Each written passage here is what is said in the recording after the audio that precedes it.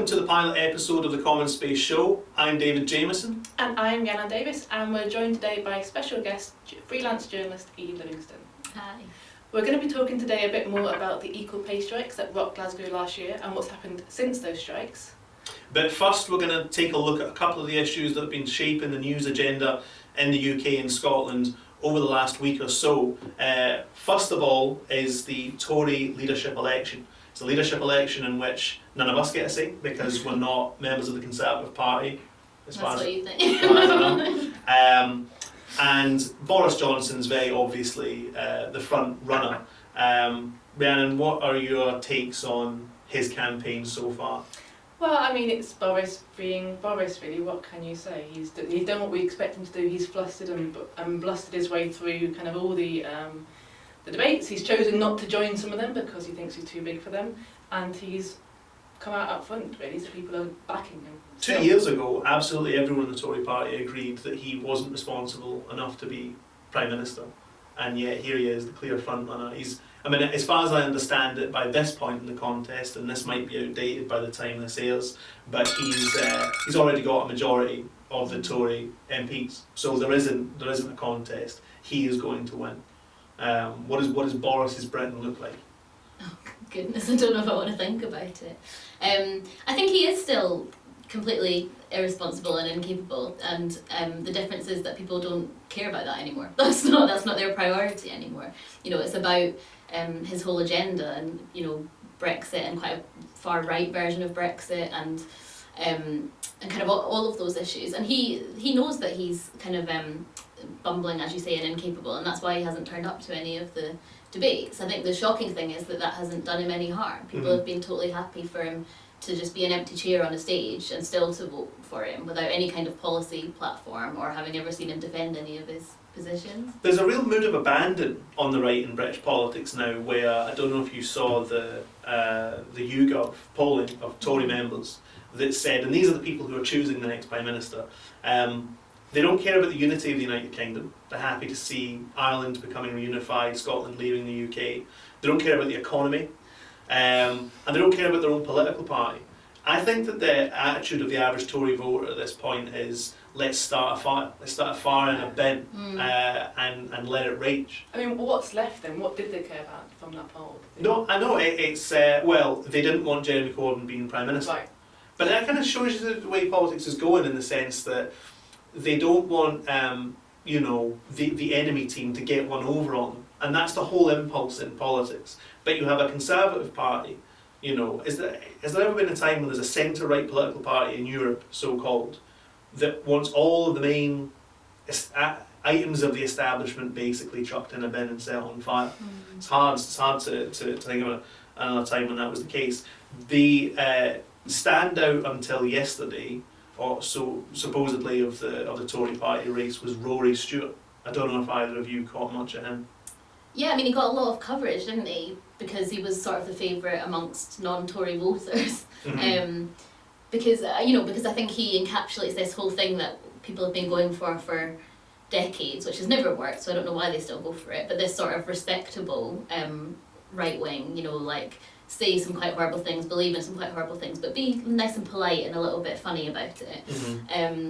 So we got loads of coverage off the back of that, but he obviously didn't make it very far in the race itself because he doesn't appeal to Conservative voters. I think I saw a tweet that you wrote about how he tries to appeal to the everyday person, and yet he was a tutor for the royal family. But yes, yeah, he went to Eton and he went to Oxford, and while he was at Oxford he privately tutored Prince William and Prince Harry. So, you know, we love a sort of, let's say we in the widest sense, not me personally, we love this sort of, you know, everyman character that he's managed to build up, but he's anything but. You know, that's what the right have been successful in doing for a while now. Nigel Farage is a very similar kind of character, not necessarily in, you know, principle or ideology as such, but certainly in the way that he managed to frame himself. One of his big moves was to take his tie off. I have to introduce this prop at this point. This is actually his tie that he took off. It's all that's left of his campaign. Yeah, it was quite an interesting move. Did you watch the debate live? Were you following it at all? I did. Yeah. I don't have a life. Yeah.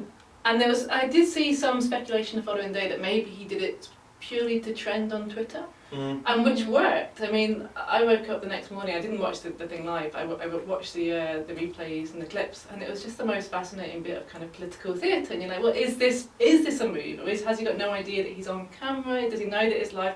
And also the kind of inability to sit on a stool. I mean, like, We're managing it so far. Yeah. He did in the interview afterwards. Someone asked him why he took his tie off, and he said his reasoning was that he felt like we were moving into an alternate reality.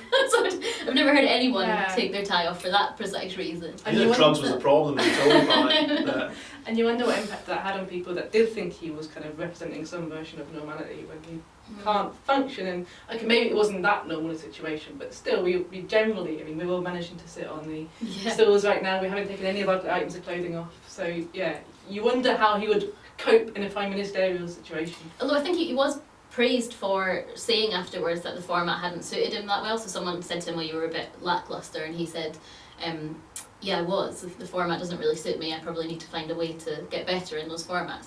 And to his credit, which is the only time I'll ever say that, that is probably quite a refreshing thing for a politician to admit to. You know, we're a long way off, like women politicians, for instance, being able to say that and come across as charming and not just incompetent. But, you know, I can see why in that one specific instance people found that kind of a bit refreshing. Yeah, no, for sure. But the choice of Ruth Davidson in Scotland was Sajid Javid initially. He's kicked the bucket also, figuratively, you know. I was going to say, we're revealing some exclusively. Just then. And she's now migrated onto Michael Gove.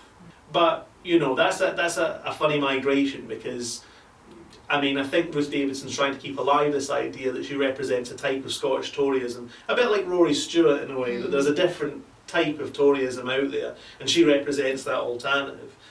Michael Gove in some ways is to the right of Boris Johnson. I mean, he's a real cultural warrior. You saw, I mean, in the debate the other day, he liked to, you know, bring up all this stuff about we're going to cast the Marxists into the dustbin of history and all this kind of stuff. So, I mean, that's done real damage, hasn't it, to her idea of there is an alternative Scottish conservatism which is somehow faintly more progressive or egalitarian. I mean, I suppose I would like to think that it has done some damage, but she seems to be quite to get away with a lot. You know, you're right, I think, to draw the comparison with Rory Stewart in that she has managed to build this reputation as a sort of acceptable face of the Tory party, and nothing really seems to stick to her. She hasn't really ever had any principles or, you know, underlying sort of ideology that she's been firm on in any meaningful sense. So I don't know if the flip-flopping kind of will do her any harm, really. She's sort of lucky to have the friends that she has in the media. It kind of reminded me a bit of Rory Stewart. I mean, Rory Stewart was trying to communicate this sort of idea of I'm not like the other politicians, you can talk to me, I'm normal, I take my tie off, added things like that. But a lot of those cues weren't to the public so much as to the media, who would then be a transmission belt to the public.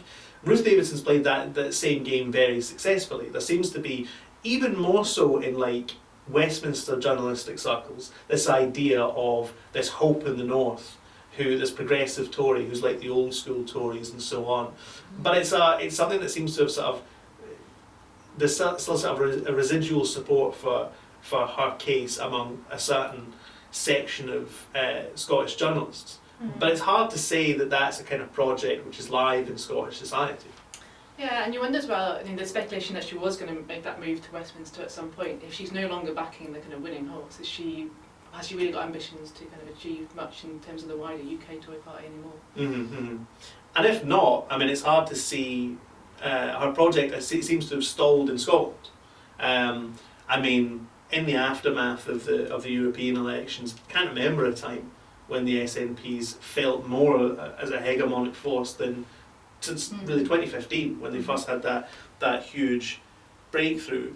Speaking of which, though, I mean, it has created a certain political climate where I see today Nicola Sturgeon has announced that we're going to have some sort of national conversation or consultation on climate change.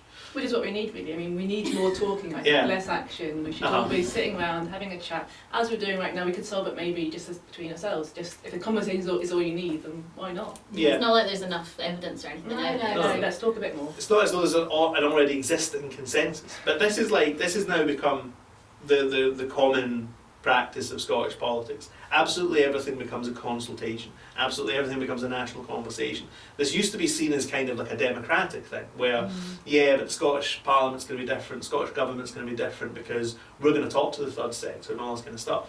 But by this point, it feels like every pressing policy issue has just become, we're going to kick it into the rough with yet another public consultation. Probably the last thing we need a public consultation on is climate change. Like, the evidence is in. Yeah, I don't know who's sort of standing up and shouting about it not existing anymore, because I think you don't really hear of climate change tonight. That they've almost kind of been sort of swept under the carpet. They've realised that the overwhelming forces are against them. And kind of, so yeah, who are you convincing, and why not just get on with it? I think there's a real disconnect between, and it's not an exclusively Scottish problem, but I guess with kind of parliamentary democracies or party politics, there's a real issue with a disconnect between any sort of evidence base and the policies that end up happening. So I mean, even today, the perfect example of what you're talking about is the announcement about gender reform, which went out to consultation, had a very lively discussion around it, had loads and loads of consultation responses, probably more than anything else this year, I would guess, and found that people were mostly in support of gender reform, and that all the women's organisations in Scotland were. But today the announcement is that they're going to do a bit more consultation on that, because there's still kind of division in society around it. But there's always going to be division in society around important issues. It's not the government's job to just... It's a very kind of peculiar disease of Scottish politics that, yeah, you're right, it's every time a division is arrived at, and it starts to look after a time, it starts to look a bit like cowardice. Yeah, you know what I mean? It's absolutely. like you can't make all the divisions go away, so you can't maintain every single last element of your electoral block. And by this point, the SNP's electoral block is pretty vast. You know what I mean? So it's understandable, but it's become kind of institutionalised that they never want to harm that, so everything's just a future conversation. Yeah. If any governing party ever had as big a mandate to be able to be brave on issues, it's the SNP in Scotland right now. So it's kind of scandalous, I think, that they're not more bold.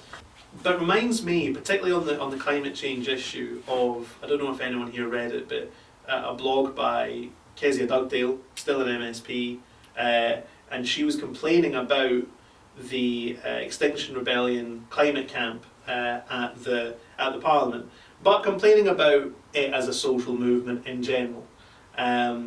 And we were saying, if you look at the agenda of the camp, there are certain things that, you can understand people having a laugh at, but it's a live social movement, it's very pluralistic, and it has actually forced politicians into a position where they have to call a national conversation. What did she refer to it as? She referred to it as a hippie holiday, but I mean, I just wanted to check, so were you not down there joining in the ecstatic dancing? The ecstatic dancing. I thought I saw you there on the news. I was down there, writhing around, expressing through the medium of dance my fears about the decline of the environment and the stagnation of Scottish politics. But that had nothing to do with the carnival. That's Right. just, I do that every day. That's my morning Outside, routine. Yeah. But you also wrote something recently in The Guardian about the relationship between politics and young people. What was your argument there?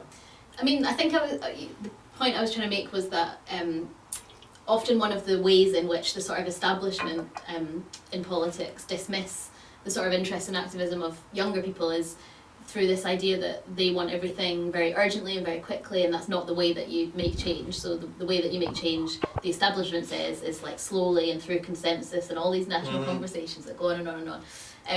And the point I was making was not just that it's like a difference of opinion, but that actually the establishment have a vested interest in stalling and keeping everything that kind of process of slow and steady wins the race.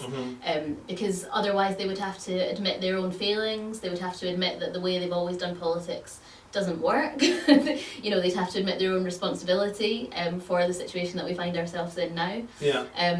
So, you know, I think young people, and it's not just a generational divide, but it has been characterised that way, and, you know, there are kind of trends.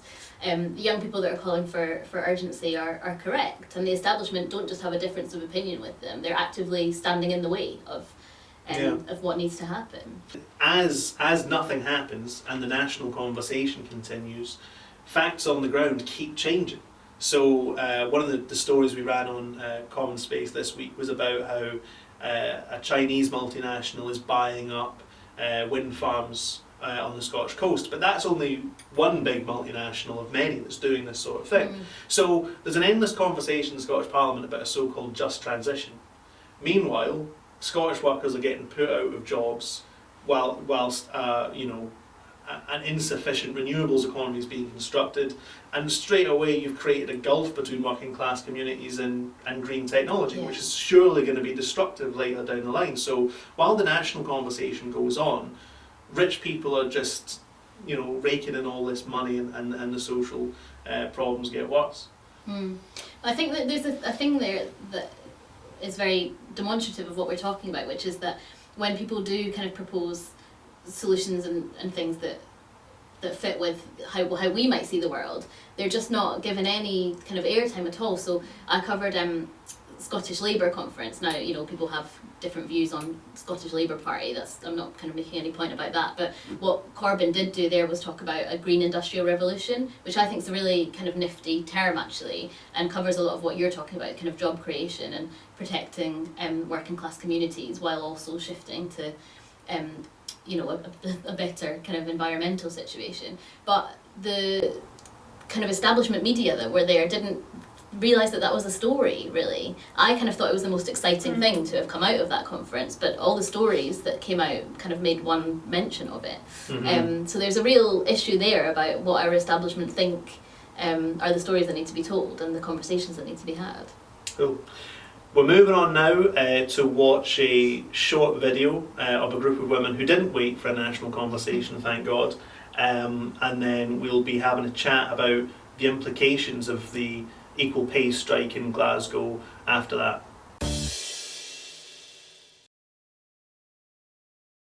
I'm joined in the Unison offices today by some of the women who struck and won last year for equal pay in the Glasgow equal pay strike. Was it hard to stick with this fight over the long duration? There must have been times when, because you're constantly being told you can't have the money, and, you know, there's constant pushback from the council. Did you ever believe that you wouldn't get the money and that this was, you know, in vain? We wouldn't give up the fight. You know what I mean? We knew that we had our rights. The money was in the wrong hands of the wrong people, the councillors. You know what I mean? They let us down, and they go on about all the millions it's cost them. No, they did that themselves. It wasn't the low-paid workers at the end of the day. We were getting robbed for them. They were sitting pretty. And I dare say if it was on the other shoe, they would get it in a heartbeat. As I say, we had to fight 12 years. When the strike was coming up, when people were warming up for it, was there trepidation, or were you just totally confident that you were going to have a massive turnout and make the impact that you did, Patricia? We knew we were fighting for a good cause. There was a wee bit of the disbelief, are we going to get anywhere? But everybody just sort of keep positive, glass half full kind of attitude. But we all stuck together, and it was just good on in history, you know. It was just, it was immense.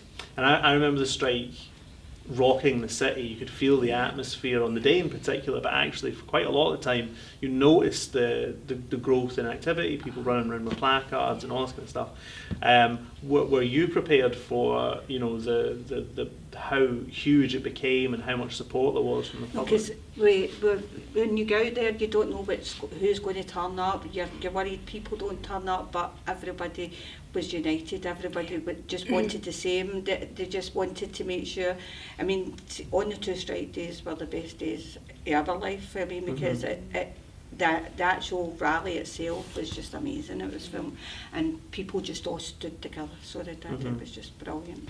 It must have been you know, incredible to know that you were sort of making history in that period. Did you have a strong sense of that? Yeah, it was great that everybody came out and bundled, you know what I mean, whoever they were, like the bin men at the end of the day, where they were even at the schools, everybody was helping, and it was the worst day, you know what I mean, we were all windswept and we were all happy faces on that day, you know what I mean, even though that we knew we were out losing money, but we knew at the end that it was worth fighting for, because at the end of the day they did it 100 years ago, and we're 100 years on, our kids, our grandkids, we don't want this to happen, so we wanted to move it forward and get what we rightly deserved. It wasn't home carers, it was everybody in their families, their wee clients, home care, schools, education, social work, you know what I mean, at the end of the day. Everybody that could was there to support us. And when did you know you'd won, and what did that feel like? There's still an air of disbelief. In January it was agreed in principle by Anne-Marie O'Donnell in Glasgow City Council to agree in principle to pay this out. Having been 12-year claimants, we were still very sceptical. We knew the strike was so effective, it reached the far reaches of the entire world. There was all sorts of plaudits and applause around everybody that did it, because it was a collectivised strike. It was amazing. It moved us, and hopefully it moved the council to then come back to think, we need to do this. So agreeing in principle, we were in here that night when it was euphoric, we were on the news, but there was still that state of, please don't get and run out and spend money that you don't actually have in your account. And sitting here today, we still don't have the money in our account. This is huge. There's over £500 million going to come towards, and it is predominantly the women. There are men that get equal pay claims, but off the back of the women being the disadvantaged, and it was just not a gender-proofed scheme that was put into place by Glasgow City Council. So see how much it cost to put them right. Do you know what? We did the job, and we didn't do it wrong for 12 years. We did our job every day, and we did it right, and now we're getting the money to say, well done for going to your work to do it, and now that recompense is going to be, see each and every individual claimant, they should be having a party, patting themselves in the back and saying, well done. Of course, a lot of this sort of work, whether it's education, home care, or many other things, it's care work, and it's seen as women's work. So what was it like to have that valued, you know, on that day? Because it's so often invisible, not just in work, but, you know, in society in general.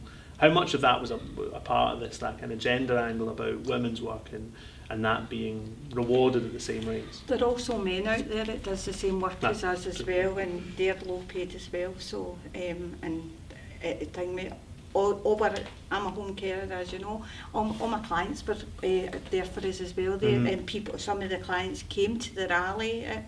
I mean, everybody was behind us. The whole of Glasgow was behind us on that day, because Maybe it's not so much Susan Aiken who told us we did what we were striking about, but she soon saw what collectivised strike actually could do. So, Eve, you've been shortlisted for an Orwell Prize for your reportage on the strike. Just start us off with your recollections of it, how you reported on it, the sense you got from it in general. Yeah, I mean, I kind of came into it in a journalistic sense for the strike action itself, because the dispute's, you know, been going on for 12 years, so I was far too young to be covering it in any journalism capacity. But I was kind of aware of the background, being from Glasgow, and, you know, kind of having that sort of feminist background and interest in workers' rights and action. So yeah, when the kind of ballots happened, that's when I kind of got involved in the story, and I really quickly got to know, you know, lots of the women that were right at the front of kind of organising and taking part in that action, and also a lot of the kind of staff and unions and lawyers and things that were supporting them in the background too. And my recollection of the strike days themselves were just, I mean, it was really emotional, probably, is my overwhelming memory. I just found it, I'm not a journalist who covers things in a detached, objective way anyway. I'm a campaigning journalist, so I was there, you know, in support and covering it very much in that vein.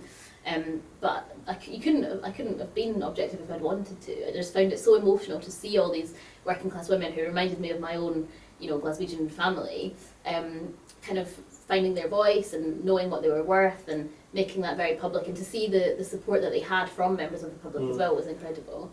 It was just brilliant. I mean, it brought the city to a standstill for 2 whole days, and it meant so much to the women that were there. And even if they hadn't won, it would have still been such a momentous occasion just for what it meant to those women. Yeah, which is amazing considering, like, we're talking a moment ago about the rest of the media coverage of the strikes and how there wasn't that much national interest when it was so momentous and so historic and so important.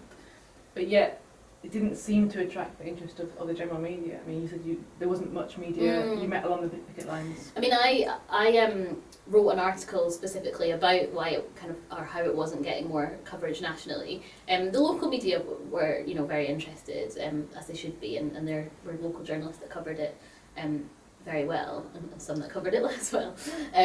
But the national media, really, there just wasn't much awareness that it was happening at all. You know, whenever I would kind of tweet or comment on it, I would get a whole new raft of people saying I had no idea this was happening. And you know, my take on that is very much that there's a sort of intersection of class and gender that means that the women just weren't taken seriously or given the kind of recognition that they deserved for what was a historic and momentous occasion, because it was the biggest equal pay related strike action that we've seen since the equal pay legislation was introduced. So there hasn't been anything on that scale before. But you know, the comparison that I made in that article was to the Birmingham refuse workers' strikes. So that's the majority male workforce, and they were absolutely right to go on strike, and the coverage they received was absolutely proportionate to the brilliant action they were taking. But the women in Glasgow should have been getting attention on that level. But there's something about the intersection of their being working class, so it not being like the junior doctors' strike, and being women, so it not being like the refuse workers' strike. So I used a line in that article that said, you know, maybe it was that they were too feminist to be proper workers' rights story, and too working class to be a proper feminist story. And I think that's where the crux of the issue is really. And it sits at the centre of so many issues. Plus, I mean, it just as an industrial action story, it's quite rare to get strikes that big and effective these days. But also, of course, it speaks to a lot of contemporary issues like the gender pay gap, the looming social care crisis, because, of course, a lot of those women worked in social care as well. What do you think the historic importance of this strike will be seen to be in coming years? I mean, I think where it should be situated is kind of what I've just said about it being an equal pay strike action, because I don't think it's right to lose either bit of the conversation that's around both gender and class. I think they both need to be like central and up there. But I think it will start a huge change in the way that we talk about that work, because their workforce is very similar to the Glasgow women across the country, not just in Scotland, and beyond the UK, who are similarly underpaid and undervalued and not being paid the same as their male counterparts. And once you see people take that action and win, then you kind of start to have conversations amongst yourself about, well, what can we do? And you have that understanding that maybe it's possible to win. So I think that's why people were so scared of that strike at a kind of state level, was because they knew that it's a floodgate opening, essentially. And it's too soon after to see that effect yet, but I'm very confident that it'll come. I mean, the women were talking a lot about the kind of difference that money made, and that, and obviously it is open to public. A lot of money was paid out, but that's going to make a huge difference to so many people's lives. They're talking. Some women were saying how they were going to be able to go on a holiday for the first time. And they'd never taken a holiday in the past how many years, because every time that they could have taken a holiday, they just taken it as overtime, because they required that time. They had to take the overtime in order to be able to pay their bills at basic kind of level. So yeah, I mean, we're going to sort of, it'd be interesting to revisit it in a few months or a year or time, and see what difference it made to other people's lives in that context. Yeah, and I mean, that kind of hits on something else that became apparent during the strike itself, which was they were getting all these accusations levelled at them, the women, of kind of abandoning vulnerable people, because their jobs were to look after you know, the elderly and kind of people who are in receipt of home care. But there was no recognition that those women themselves were living in sometimes very precarious circumstances, and their families were struggling, and that was because they aren't being taken seriously or paid what they deserve for doing that kind of work. And in fact, one of the women we spoke to the other day was telling us that she had to, you know, she admitted it, and she said she was okay admitting it, but that she had to go to a food bank, despite the fact that she was working more than full-time hours. And that just shows how it can't have been fair in any way, and the fact that it took the council and everyone else so long to sort of take action on that is shocking, really. I mean, it's had a huge impact on the city. I've had several incidences now where I just bump in to women who are involved in the city. An off licence just down the road from here. About 5 or 6 weeks ago, I bumped into a group of women who were sort of drunkenly celebrating the amounts of money they'd received. But I think there's an important kind of, we're in the kind of battle of interpretation period of the strike, and that'll be an important argument to win as well as arguments at the time. One of them, I think, is just that it's acceptable for these women to enjoy the money that they've won. You know Absolutely. what I mean? There's gonna be a lot of stuff about oh well, I hope you put that money towards your kids. I'm just waiting for those that sort of commentary to emerge. Or shouldn't they go on holiday? Or shouldn't they get pissed? Yeah.